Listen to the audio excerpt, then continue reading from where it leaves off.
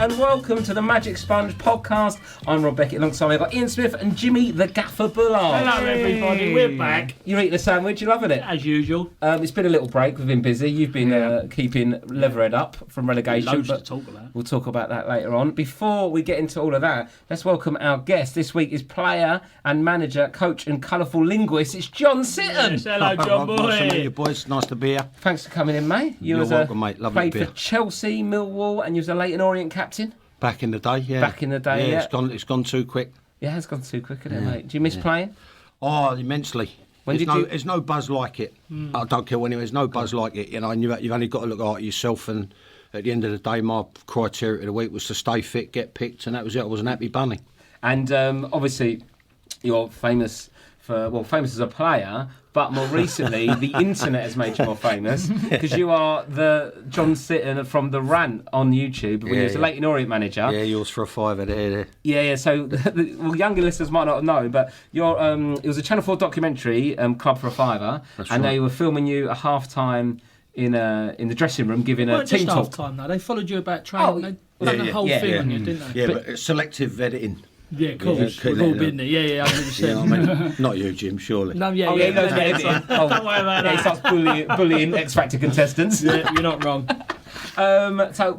Anyway, we can't play the YouTube clip because we haven't got the rights, but I can read out your famous rant and you can let us know what led you to It's this. important. It's available online if you want to go and It's watch only it. 1-0 down as well, isn't it? Yeah. They're 1-0 down. Yeah, but you've got to set high standards. So they're not playing very well at this point, John. Well, there was one particular player getting the right chasing, and the politics of the matter was he was demanding new terms and. So there was a background of he wanted a new contract. I wanted to try and help him. I was trying to help him. So this is you trying to help. And if you want to pause it now, you can go pause it now. This is and then go on fucking classic. YouTube, John Sitton. Is it John Sitton Rant or what's it down under on YouTube? But if you put in John Sitton Rant, just type that in Club for a it'll come Fiver. up. Yeah, I've had him in the back of the cab looking at it while I've been driving along. Because you're a cab driver now, right, yeah. Right, okay. Are you going to give it some? I'm going to read. I think I should read it. I think I should read it out normally. Like a newsreader would? Yeah. Okay. Do it in your accent though, because it's like lovely and posh. All right. The poshest geezer Basildon I've ever had. I'm from South East London, not Basildon. Come on, sorry. mate. Where are you from? Mate, I'm east now. I was born east, lived north, and then moved back east. Oh, okay. Not really. Yeah. So Not messing about, are you, with the old London compass? gypsy. Never eat shredded wheat. Right, this is what he said. Okay, he went, you little when I tell you to do something, and you fucking big when I tell you to do something, do it. And if you come back at me, we'll have a fucking right sort out in here, all right? And you can pair up if you like, and you can fucking pick someone else to help you, and you can bring your fucking dinner. That's the life. Bring your I've got to be fucking honest, Rob, dinner. I've got sweaty palms here. Listen, I'm shit scared of you now. Because by the time I'm finished with it, you'll fucking need it. That is So class. I mean bring your fucking dinner. I don't know that. I don't even know what that means. Well, fucking never do I. I was more abstract than Picasso.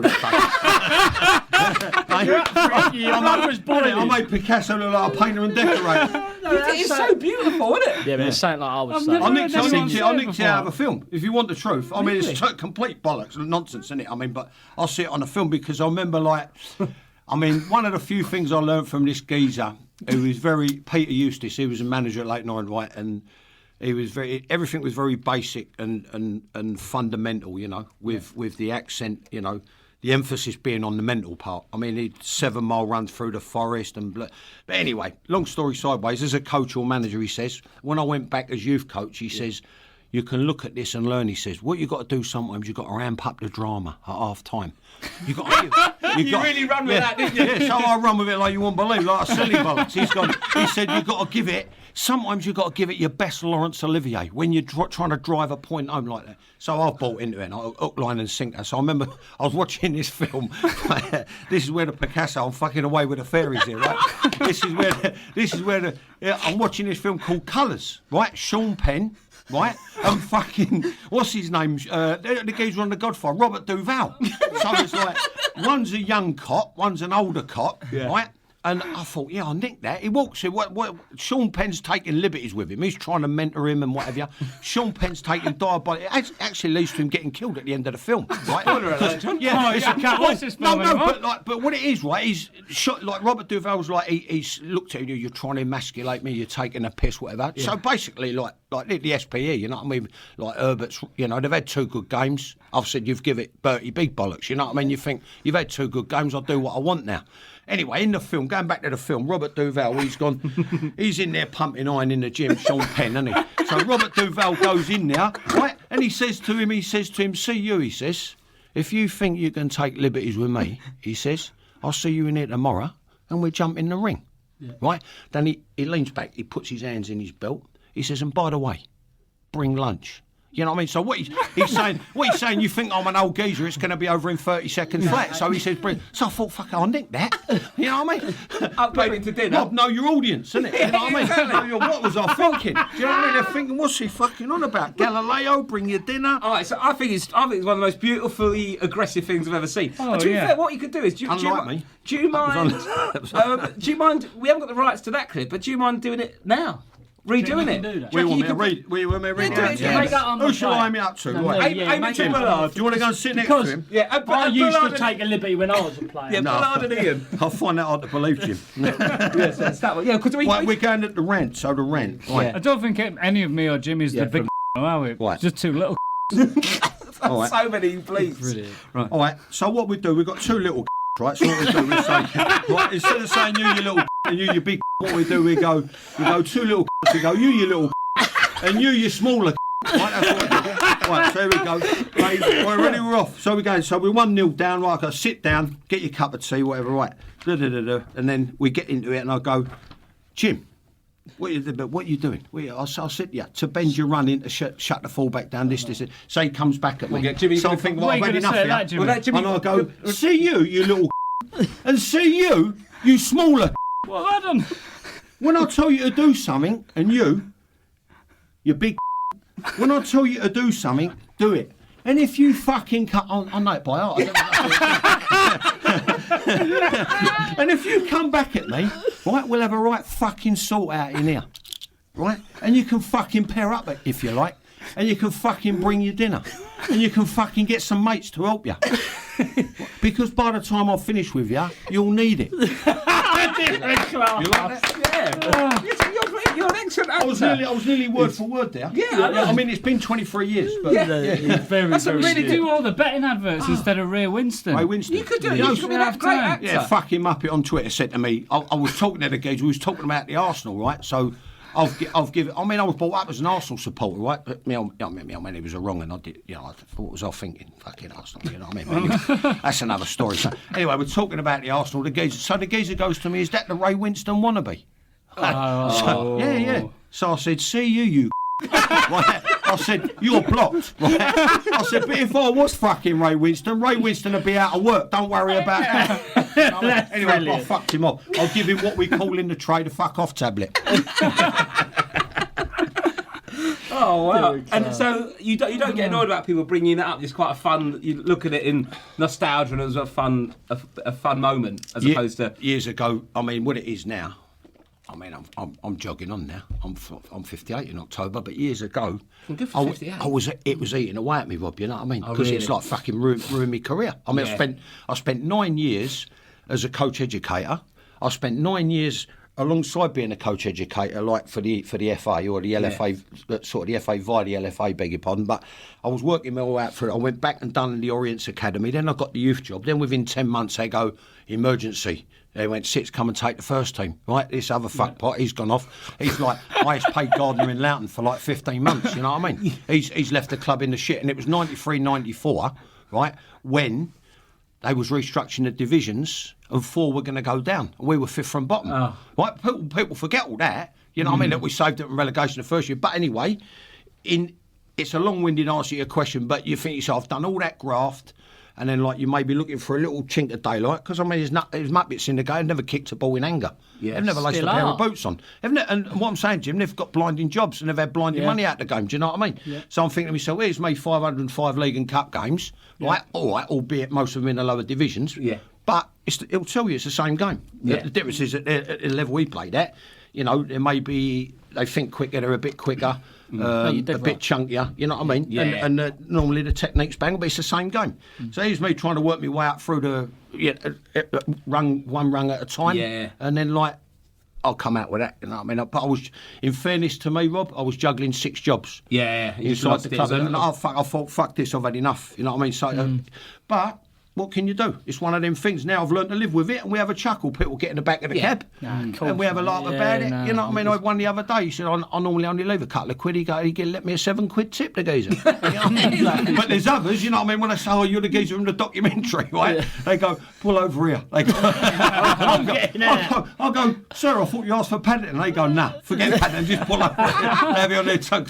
You know what I mean? Because on there, I'll come across like Charles Manson. Yeah. You know what I mean? Was you like playing a bit of a hard man, and would you be known for being a tough guy, like, or because like you said, you got it from a film, but would you have had a fight at both of them at that when point? you played, you was an hard player, weren't you? Well, yeah, I suppose, yes. No, yeah. I like to think I was, you can't have, you know what, I see the old fault, good for you, right? I see when they've done the FA Cup thing, Ronnie Harris, right? Yeah. And they kept on and on about, like, he raspberried Eddie Gray in the 1970 final replay. What's raspberried? I've never heard that. But... Raspberry crippled him. Oh, right. See, in the first game, right, Ronnie Harris was centre half, right, and Dave Webb was right back, and Leeds shredded him. Yeah. Eddie Gray tore him to pieces, and now they got a replay. It was, up at Old Trafford. Who knows? Yeah. But anyway, Dave Sexton swapped him over, and the first ball up, Ronnie's gone in and absolutely raspberried Eddie Gray, right? And then what they done, they highlighted it on the FA Cup thing, and then they said, about your reputation, and this is where I can't even get anywhere near that level, you know what I mean? In the respect that I played only a handful of games in Chelsea's first team, but then the majority was in the lower divisions. Yeah. And they put it to Ronnie about his reputation. He said, let me tell you something. You don't get to play 820 games just by kicking people. So I'll just say, I couldn't handle myself, but I didn't get to play 505 games unless I had a bit more that was just a party game, do you know what I mean? Yeah. It's like Beckham weren't just good at free kicks; he could do the others as well. So it's a party game, but not the. Listen, if I was like 6'3", like Honey Monster, because when I played, you either had to be one or two. 6'3" Honey Monster, who couldn't track the fucking bag of cement, but you know what I mean. They go. But can knock out some bowls of sugar puffs if anyone wants one.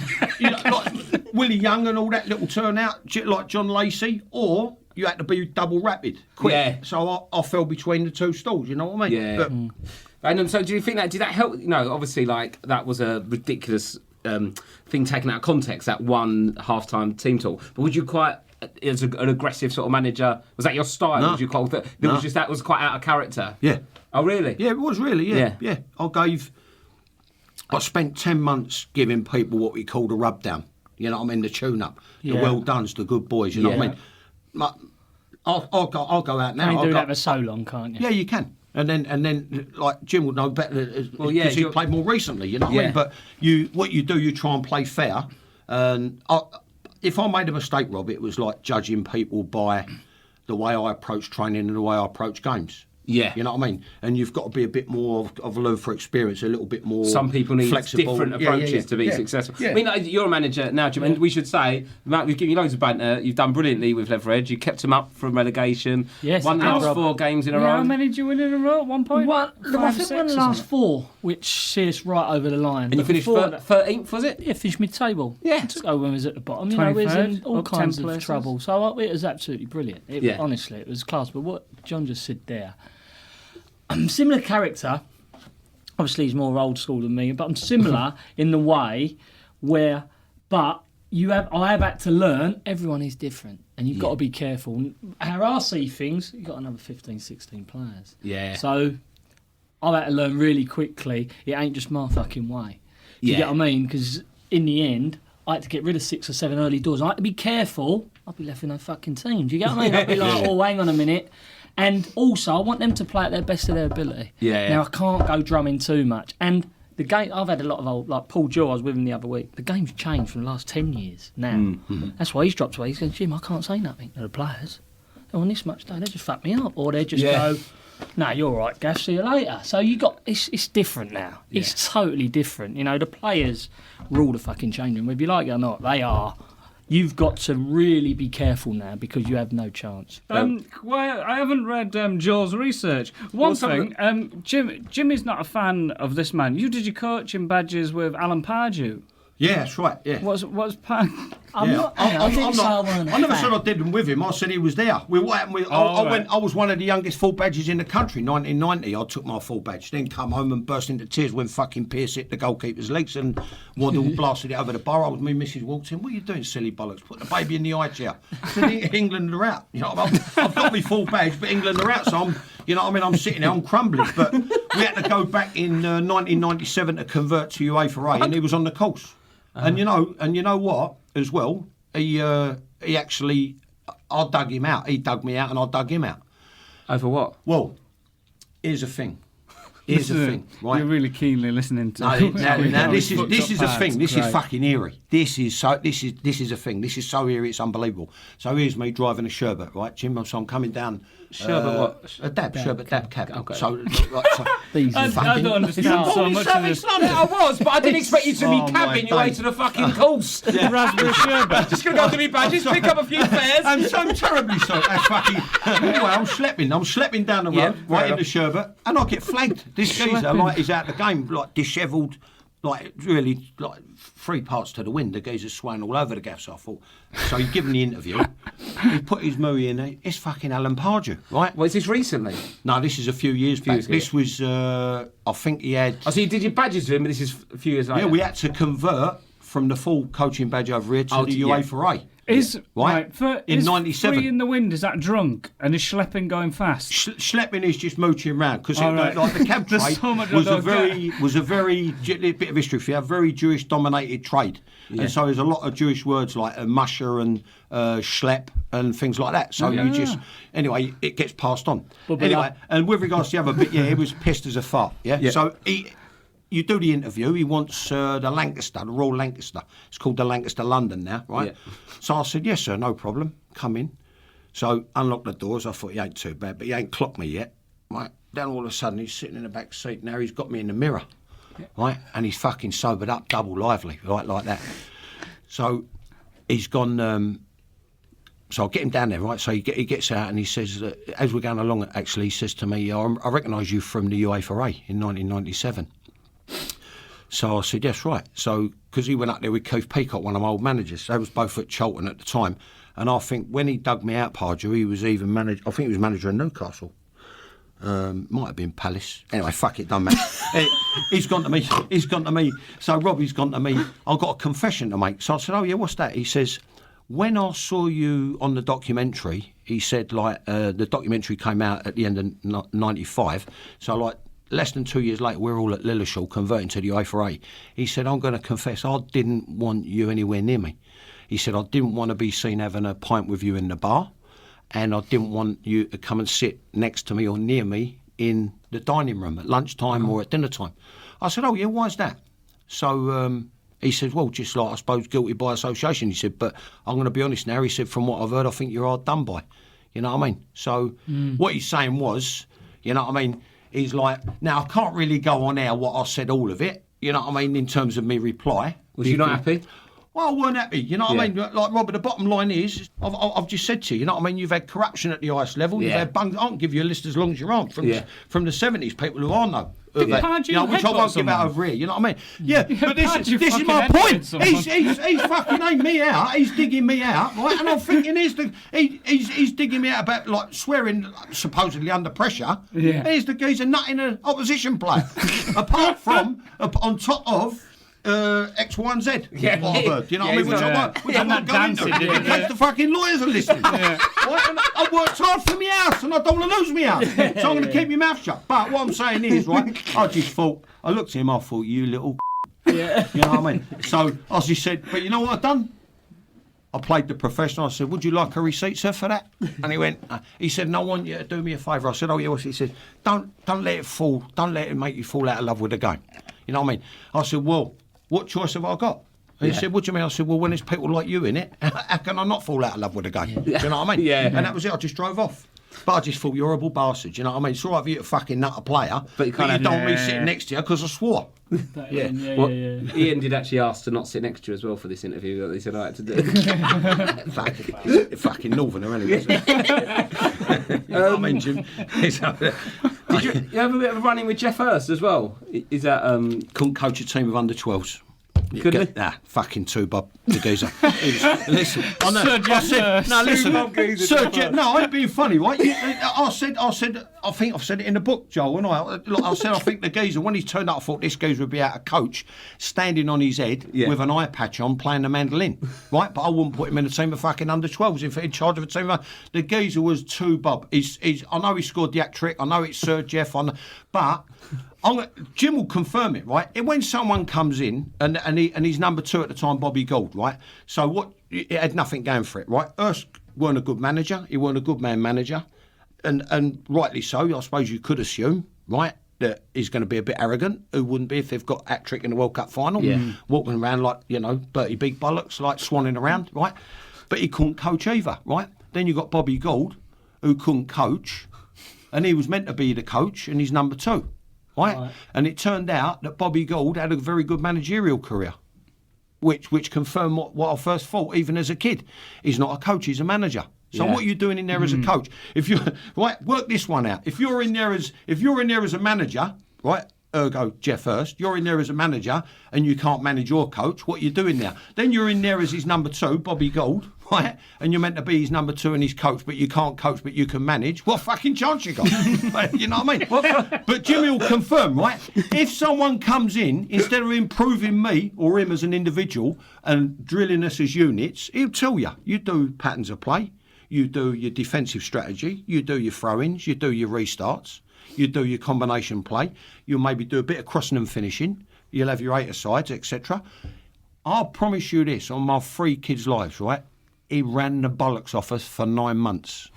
I could tell you now, I'll recite to you now, Jim, if we never went for a 7-mile run in Richmond Park, this is what we did every day. Warm up, right? So it weren't the 3-stage elongated warm up they do now. It was like one jog round and then do a few stretches and right straight into it. You be in groups. You do 1 800 metres, 2 400 metres, 4 200 metres, 4 box to box, 4 sets of doggies, 8 aside every day for 9 months. Nothing, no strategy, no fucking defensive strategy, no patterns of play, no crossing and finishing. Now, if you're gonna get out of bed and do that every morning for 9 months, you know what I mean? No wonder I flipped me lid with a geezer. You know Did you have a row with him then? I got caught in a pub on a Friday. What happened? Well, there was a ritual at Chelsea. It was quite. I won't give the names over here, right? But basically, a few of the boys, they used to go like either racing and drink, or lunch and drink, or golf and drink, or just fucking drink and drink straight after training. You know what I mean? And then I got roped in with that. But there was this ritual every Friday. UK is still there. You come out of the main gate at the bridge, and then you turn left, and there was a pub there called the Black Bull. And it's changed its name now, but the pub's still there. So we used to go out, nothing more sinister than like, probably wouldn't be on the menu now, like cottage pie, chips and beans, and a pint of blackcurrant lemonade. Anyway, one Friday, Bobby Gould comes, he puts his head round the door, and he's like, "Boom, what are you doing here?" He said, "It's nearly 2 o'clock on a Friday afternoon, you should be at home." I said, "What are we going to do? Go and watch fucking Little House on the Prairie?" I said, like, we're just having a game of pool and not what we've done for the last 6 years. And you weren't drinking or anything? No, we weren't drinking, I promise you. It was a game of pool. Yeah. I mean, the team spirit at best was already hanging by a thread anyway. Yeah. So to try and engender a bit of thing, we used to go to every Friday, game of pool, game of darts, bit of verbal, bit of banter. Some of us even used to go onto the pitches before we went home. You know what I mean? Go to the cinema. What are you going to do? There's no double sessions. Definitely not with fucking Hurst and Gould, that's for sure. Do you know what I mean? He was struggling to put on one session, but like, you know, you do that, and then like you go home and get your nut down ready for the game the next day. What was the Valentine's Day massacre thing?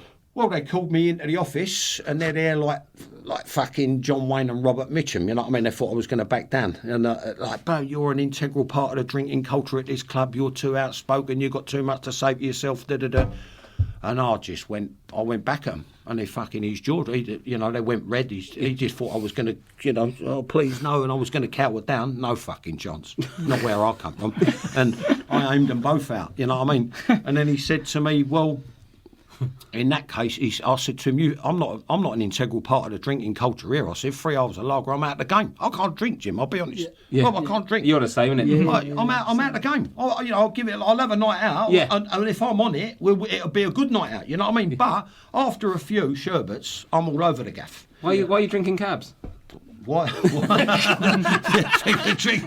can't pick and choose when you use it, John. Hang on a second, what's a sherbet For a now? beer as well. A few sherbets, a few drinks. Yeah, Sherbet. No, I don't, but why? Oh, dearie. Well, sherbet dabs cab and then sherbet. How long you been living in London, you? How long you been down here taking someone else's job? And you don't even get in with a rhyming slang. What's happening with the Northern Power? Yeah, sort your life out. Shut your boats up. Shut your boats up. Very quick conclusion. He said to me, I want you to tell me who the main drinkers in the club. So I said, right, so I'm born in the East End, you play for West Ham. I said, and you want me to be a grass? Fucking no chance, I said. You know, and more X-rated than that even. So he said, in that case, it wouldn't happen now because the PFA would get involved. Right? But that back then, 79, 80, it was in its infancy. Anyway. Obviously, he was one of the jokers when he was playing, but he said John Dempsey and was it Peter Barota? Peter Barota, Yugoslavian goalkeeper. Yeah, these were the jokers in the club. Yeah, I mean, let's have it right, Rob. Listen, I'm 19. I break into Chelsea's first team. They're already in the relegation zone. Behind me in goal, I've got a keeper who chain smokes, drinks whiskey, can't talk English. He's just come out of the Yugoslavian army. What fucking chance did I have it? Let's have it right. You know what I mean? And it was like I turned around. I was saying to Ron Stewart, like people on the bench, Danny Blanchflowers. I said, like, what is it? Sign language? You know what I mean? I said, like, well, did you get on with him though? It's another keeper though. Keepers are always nuts, weren't they? He knocked me spark out. It was someone hit a ball. Someone hit a ball over the top. It was a race between me and Kenny Dalglish, and it looked like he was going to get there because he had a couple of yards on me. Anyway, I've come in, I've managed to claw the ground back, got underneath him, put in a great tackle last. Silly bollocks comes rushing out, doesn't he? I'm already on the deck, he comes sliding out, the ball's already out for a corner at Liverpool, he knees me right in the temple. And I thought, you soppy Yugoslavian He's knocked me fucking spark out. It took them about 10 minutes to bring me round. They had to extend the big match the next day. I was out. I was fucking knocked out for so long they had to extend the big match. Yeah. It was off his nut, the geezer. And what was it like at Millwall? Did you enjoy your time there? Yeah, it was good days, Rob. Yeah, I don't know how my liver got out in one piece, to be honest with you. It's, the old Kent Road was buzzing. Didn't Davey Rann fight police dogs? Oh, little Dave, yeah. There's so many of these nuts I haven't seen. Yeah, it was only about 5'6". Dave, he'd come in. We had this bar called the Jubilee. It was the Jubilee Lounge, right? Yeah. So if you was Millwall, you got in. It was all right. So it was at the old den. You come up the tunnel, you'd skip over the wall and walk up the stairs. You was in the Jubilee. So we're all there, and there'd been a right turnout with I think it was Sheffield United. Yeah. And the cages were up, but they even ripped the cages down. Oh really? And I'm trying to mark from a corner. And it's like all the fighting spilling on, but it was going on. Oh, from the crowd? Yeah. All for the whole game. I'm like, what's going on here? What have I joined here? You know what I mean? This proper crackerjacks. Anyway, we're up in the bar having a sherbet, right, Jim? And then like, so all of a sudden it's like, well, where's Davey and all that? Because there's a little firm of us there and another little firm, and everyone's having a nice drink and all that. Anyway, he staggers in. I'm like, what the fuck? He had this beautiful leather coat, like. Top money. Must have been top money. Yeah. It's lovely, like 3/4 length number. It was shredded, like all his arms shredded, the shoulders shredded, really? The sides shredded. I said, let's get you a drink, Dave. And I bought in. I said, what happened? He said, well, what happened? He said, well, what happened? He said, they wanted me to fucking back off and I weren't gonna, he says. So he said, I ended up having a fight with a police dog. He said, that's what happened to me coat. And unbelievable, this was like Mill supporters, that's what it was like. They fight the dogs. They would even fight the dogs. Well, the old den was like... that was as hostile as it gets. I loved it there. I scored on my own debut. Really? Yeah. Did someone pull a flip knife on you, a Millwall fan? Yeah. While you was playing? Yeah, but I've got another background, you see. I've got another background. So you either run or you jump up and turn it on. And I jumped up and turned it on. Is this in a game? This was at Barry Kitchener's pub. Oh, right. Yeah. What he done? So what's your background? Well, I had to make the choice when I was 14. I mean, I'm 58 this year. I've been, like they call it cage fighting now, don't they? Yeah. Mixed martial arts. I've been doing that since I was 14. Oh, really? So I got the PFA actually paid for me to get a teaching diploma in it. Oh, right. I was training 6 times a week. Wow. As recently as a couple of years ago. Oh, right. So, you know. So like jiu-jitsu and things like that? And bang on. Yeah, bang on. That's it. That's the kiddie. And then Robin so basically knows his someone cage pulled fighting. Why did they pull a knife on you? Because I came from Chelsea. I'll tell you. Even though you were playing for Millwall? Yeah, I'll tell you very quickly what he said. He comes over, he went all right. I said, hello, mate, how are you? All right, I'm sipping half a lager. A few of my old Chelsea mate. We played Brentford at home. We've done them 3-1. What, Millwall had? Millwall, yeah. Barry Kitchener's converted the upstairs of his pub, right? So we're upstairs having a sherbet, everyone's mingling, even the Brentford lads. So me pal Jimmy Clare, who I was at Chelsea with, and Mickey Nutt, and we made our debut together, they come to the game. They said, we're just going to get a drink, Sit. So I said, yeah. Got the wad out, like the whip. We used to have a whip. And then this geezer came, he said, all right, like that. So I said, hello, mate, how are you? Sipping me out the lager. He bump, sits down. Actually, this side, he was this side of me. Yeah. He comes round, he sits down, and he went, I won't give the name out over here. So I said, here, pleased to meet you. And he said, how'd you like it here? So I said, I love it. I said, like, I got off to a good start. I mean, the manager's bought me. I said, like, his number 2 loves me. Arthur Rowe loves me. Who was a manager of the Spurs double winning side, but he was the chief scout there. I said, the support was different class. And he said, well, I'll be true with you. He said, we don't fucking want you here. He said, you're a fucking Kings Road puff. Oh, really? Like that. I went, what? Like that. Yeah. So I went up, I'm a professional footballer. I said, I'll go where my wages are paid. I said, them days are over. I said, I'm Millwall now. Yeah. And he pulled out a blade and clicked it open. He said, I'll fucking cut you, you Kings Road puff. Like that, yeah. What did you do? It was a bit of a fracas, Jim. There was what you might call a bit of a fracas. And Barry Kitchener heard it as well. So there was like about 10 or 11 of the lads got sort of between us, as in all went up. Pulled me off. Separated. I'll drop it. Yeah. I got an apology the next morning. He apologised. I'm like spark out. I've had a sherbet, right? We've had a game. I'm cream crackered. There was like mud baths in them days. You know what I mean? I know that one. Yeah. He's learning. So I just want to lay in. The phone rings at 7:45 the next morning. It's this mushy. He's ringing up to apologise. You're one of us now. Yeah. You know what I mean? No. Didn't you go to Benidorm for an end of season holiday when he was at Millwall? No, that was Gillingham. Oh, was that Gillingham? Oh, Gillingham, sorry. Yeah, the Falklands had just kicked off, so that was fun. yeah. And didn't your teammate get arrested for climbing up the building of the hotel? Colin Duncan, that was. Yeah, silly bollocks. You only had to go like that. You walk under them one. You know the thing where what they call it, infrared. So you only got to go like that, and the doors went like that. Well, he couldn't work it. He was so drunk, right? He couldn't even work an infrared. So what happened? Then we come back. We had an all-dayer. Right? I mean, to be fair, it's allowed. It's end of season, so we had an all-dayer. I got. They left me stranded out at sea. It was up for some skinny dipping. So like silly bollocks, I said, yeah, come on, chaps, this is lovely. So my trunks come off, right? I'll dive in. Then I'll come up, and all of a sudden, like Steve Bruce is on one with Dean White, and my roommate Richie Bowman's on the other. There's 2 pedlos disappearing into the distance. Right? I'm bollock naked, and so now I've got to swim all the way back to shore, and then walk up. So I'm like, lads, come on, lads, please, lads. You know, they weren't having any of it. So then we got on a drink. We hit a few bars, and then. Well, have you still not got any clothes on at this point? Oh no, you'd gone at the end of it. By this time, I'd put my evening wear on, and then me and Richie Bowman went for a bite to eat after one of the clubs. We come back, and Duncan's getting arrested because he's trying to climb the second floor balcony. He got, to be fair, he got up one floor, right, and he's trying to do the second floor. They called the police, got the ladder out, got him down, and we had to explain to the law. And they, unfortunately, or fortunately, I should say, they let him off, which is. You know what I mean? But it could have ended a bit messy. And Leighton Orient is a player, Dave Corner. Yeah, I see this Bruce Lee impression. Coconut head. You call him coconut head? Yeah. Why? Fucking head like a coconut. That's why.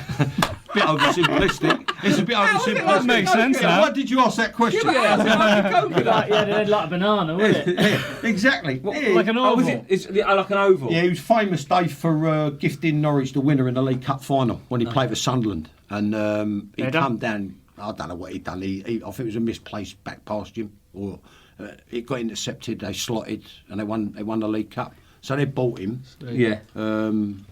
Brought him down, bit of competition for places. Did he have a Bruce Lee impression? He used to walk up there, he'd go, "Whoa, this fucking lot," he'd be giving it all that in front of your face and fuck. What, just in the dressing room? In the dressing room, we'd change ready to go training. We had like 28 training grounds, you know what I mean? There was no, you'd make a phone call in the morning, Where Frank you get Clark, in. yeah, where you can get in like dog shit, windswept one gaff and goose shit the other gaff, you know what I mean? Yeah. And unbelievable. So we're all sitting there. So he's walking around throwing out all these kicks and flicking. He gets round to me. I thought, here we go. You know what I mean? Here we go. Like that. I said, why me? Why? Because everyone else is like sort of leaning back and he's just missing them. And he used to talk about his what you might call physical prowess up in the northeast. And he said, yeah. He said, I used to take the bouncers on and all that in the nightclubs in Sunderland. And I said, yeah. He goes, yeah. He was quite proud of the fact that he had a fucking metal plate in the side of his head. so I said, it must be a fucking nightmare when you go through airports, Dave. Like, you know what I mean? So he didn't really get it. But he carries on flicking out the kicks and the punches. Yeah. He comes to me and he just misses me there, just stops, flicks one out, and I go, Dave, be careful, because if you fucking catch me, we're gonna have a problem. And he went, you're like that. He flicks a kick at me.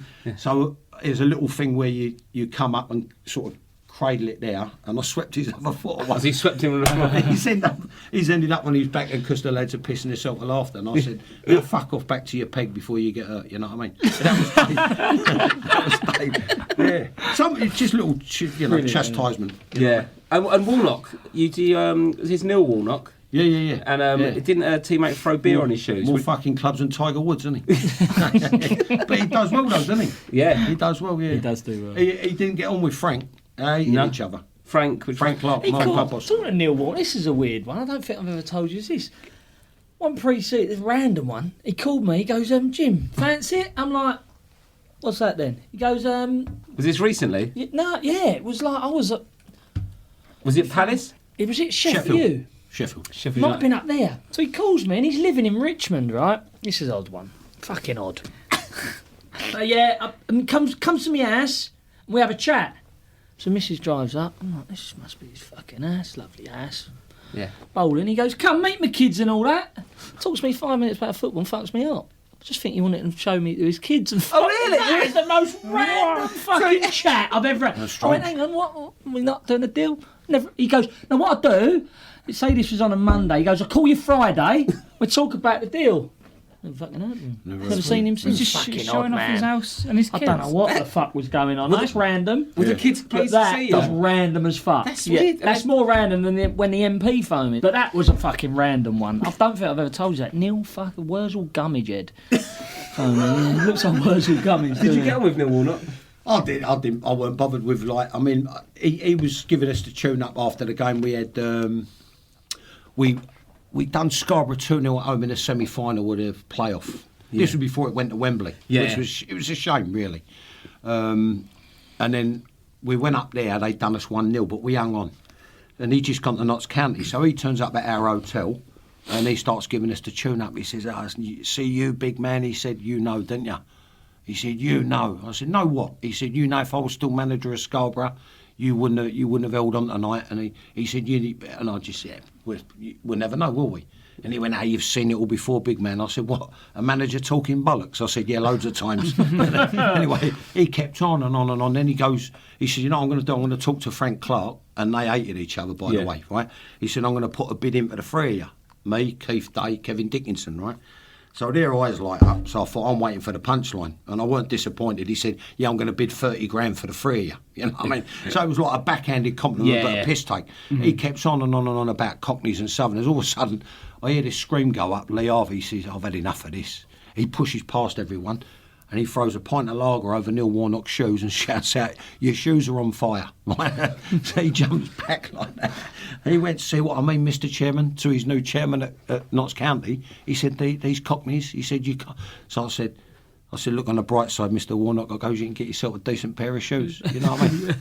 It was quality though, Lee. One of the quietest, most unassuming, just like kept himself, and all of a sudden he's just out of nowhere. Yeah, because he's the master at the wind-up. Warnock, he's out of nowhere. He's quick. Your shoes are on fire. Bosh, done him with a pint of lager, which I thought was quality. And what happened with Peter Anderson at Millwall? You say he took like an instant dislike to you. It might as well have been fucking Sylvia Anderson. I'll tell you. I've said it in there. I said the looks like one of the Thunderbirds. You know what I mean? His eyebrows were like two caterpillars mating. You know what I mean? And I don't know. It didn't like the cut of my jib. I don't know what it was. I was like ever present. I scored on my own debut. I could play equally as well at right back or centre back. He said, "I'm looking to change things round." Got me off of a big ban at the FA. You know, which is like. What was the ban for? Well, just like too many bookings. It's just an occupational hazard, Jim, right? You know, when you're a defender, if you're going to have a go, you know, if you're going to, especially at the Millwall. I mean, I remember my own debut. I'd already scored. I'll give Nicky Chaps. We had a wide free kick on the left. It's like me and him. Like I give him the eyes, right? And then what happens is I threaten the back of the defender, and as I get across him, he whips it in. It come in. I'll give it head, neck, and shoulders, top corner. The fucking gaff erupted. You know what I mean? And that was the Oxford side that went on to win the League Cup and go through the divisions. You know what I mean? In the same game, I got sold short by Dave Memmott, a midfield player.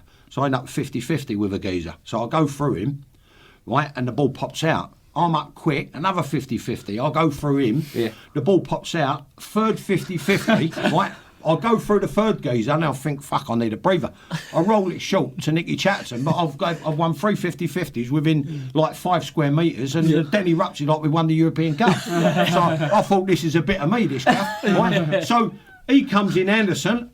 And they said, you're the new Harry Cripps or the new Barry Kitchener. So, but Anderson comes in, no. You know, I mean, there was a few shekels floating about, envelopes and whatever. He says, I'm going to bring someone in. He brings in Sam Allardyce. Yeah, really? They said, it's going to be big Sam and big Sits at the back. I said, no, it'd be big Sits and fat Sam. I said, do you know what I mean? Because I was a bit of a fucker in them days. You know what I mean? I used to speak my mind. He ends up five times my wages, 10 times my signing on fee, and a gratis mansion in Sevenoaks. Really? Yeah, Big Sam. Yeah. I won't tell you what he got Reddy's-wise either. Yeah. You know what I mean? But he's good with money, isn't he? Allardyce. He knows what he's doing. He knows, yeah. That's brilliant. Have you got a story about Ian Botham as well? Oh, yeah. Oh, Sir Ian Botham now. Sir Ian Botham. Back in the day, it was just Ian, you're a fucking lump, innit ya? Like when he come up for a corner, you know what I mean? I was marking him. He'd give him, Peacock put me name, he said, you take the number 5, but who knew he was playing? We come out, right, Jim, we arrive at a game, we're playing scum football away. I'm at Gillingham by now. I'm on my 3rd club, right? So, about, you know, the SP, you get there about an hour and a half, what's right, the SP? Before the game. Starting price, the full SP, right? You know the off, right? So, we get there. So much to keep up with. Yeah, I know it is, right? It's like a Game of Thrones episode, need an index. Yeah, but you should be sticking up for me. Because you're savage. No, what I'm saying to you is football's prejudiced against Cockneys. They're saying there's not enough black managers. There's not enough black managers, right? But because we all sound like we've got a flower store outside Waterloo, we get penalised for it. And it's wrong. It's wrong. Here's the thing, right? So very, very quickly, we talk about Sir Ian Botham. So they go, go and have a look at the pitch, right or wrong, Jim. They go and have a look at the pitch while we're hanging the kit up, right? Yeah. So it gives them a bit of time to get the boots out to skip anything. Yeah. I'll go out there. Ian Botham's in the centre circle with a pint of bitter. No. He's giving it, all right, lads, like that, and he's guzzled away. then someone else comes across the pitch, right? Takes the empty off of him and gives him another full one. I'm thinking, fucking, what's going on here? Like the geezer, he's got to be a guest of the chairman. Or he must be like an Oprah, like a celebrity attached to the club, a face, you know. Ambassador type. Yeah, that's it. That's the word I was looking for. Right, that's the technical term, ambassador. Right. So what happens? 10-3, he fucking runs up the tunnel with a number 5 shirt on. The geezer's had about 6 pints, hour and a quarter before kicking. Yeah. And you know what? To be fair, he was marking Tony Cascarino. Right, he gave Cass a Lionel. Here's another one. Hang on a second. What's a Lionel? A Western or a Lionel. Right, you got your Western Superman, which is a nightmare beyond all nightmares, or you got your Lionel Blair, which is Richie. just an ordinary nightmare. He gave Cass a Lionel. He gave Cass a fucking Lionel. And he played Ryland in the World Cup. Played Ryland in the World Cup. And you got a geezer 6 pints, cricketer. Right? He marks him out of the game. Work that one out. Because I can't. Brilliant. John Sitton, thank you so much for being on. That was amazing. Well done, John. Cheers, mate.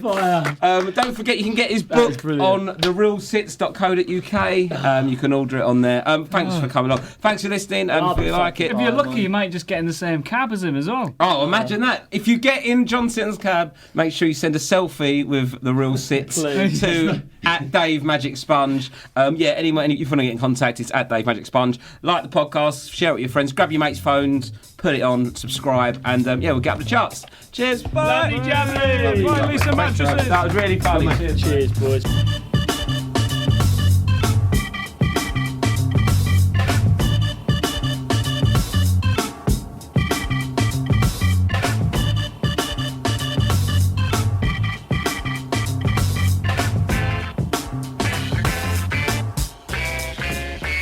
The Magic Sponge is a ... production for Dave, hosted by Rob Beckett, Jimmy Bullard, and Ian Smith.